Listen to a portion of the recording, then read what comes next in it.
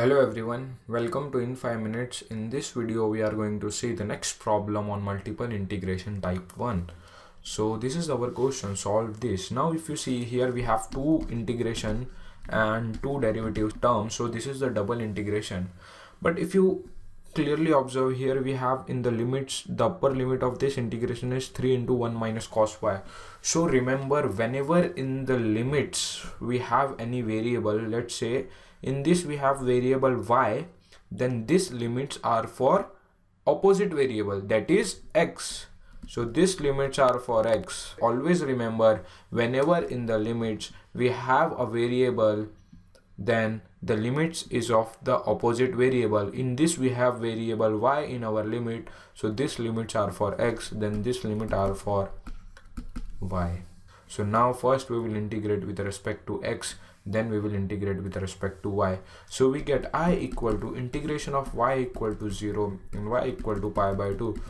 In multiple integrations, always write the limits and its variable. So first we are integrating with respect to x.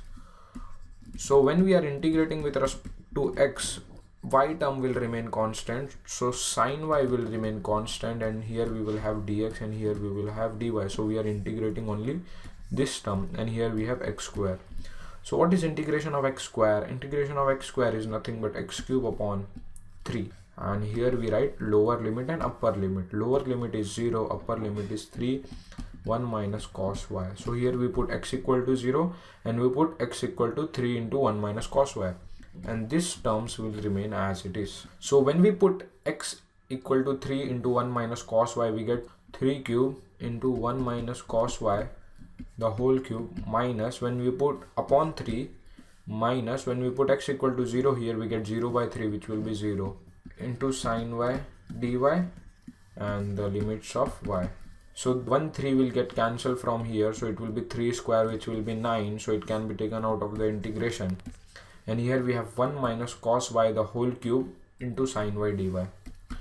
So we have I equal to integration of y equal to 0 to y equal to pi by 2, 1 minus cos y the whole cube, and here we have 9 into sin y dy. So now we have the integration of this term and this term. But if you see here, we have some formula, that is, let's take f of x equal to 1 minus cos y. Then what is f dash of x? Derivative of 1 is 0 and derivative of cos y is minus sin y, and this minus sin. So this will be nothing but sin y. So if you see, this term is nothing but f dash of x.